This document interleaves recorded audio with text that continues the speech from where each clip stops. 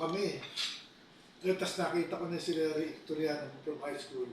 Nirecruit ko na, naging ano na eh, frat war na eh. Kailangan na namin magparami. Ayun, mag-umpisa na.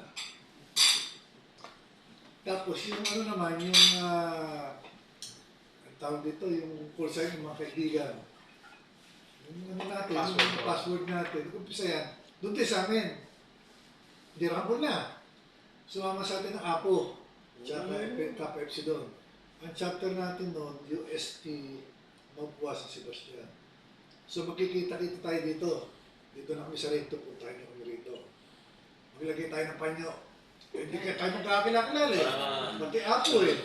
Paano yung mag-meeting kayo tol? Kasi syempre walang cellphone dati. Wala. Dito muna.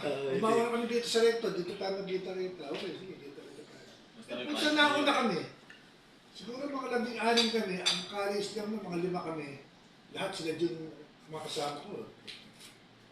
Ang taga dito na. Dami. Wala pa yung mga kasama. Di siyempre ako puntriya, sa akin nag-umpisa eh. Kasi ni Jesmel, kasama ko naman. Si Jesmel. Jesmel sa palok. Lahat kami pali sa leeg. Tag na, kung muna tinala. Wala, hindi ako tinamaan eh.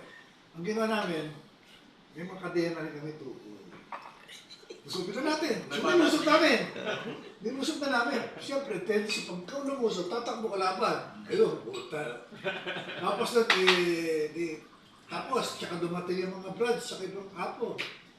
Huwag na tayo maglagay ng tali sa ano. Nakikilala tayo eh. Band-aid na lang. Dito. Di ganun din yung makikilala rin. Lagyan naman tayo itong password, kaibigan. Ayun. Meron pa yung magkapatid yan eh, di ba yung mga tatlong magkakapatid na ano? Yung pangalan niyo? Kaibigan na natatanda.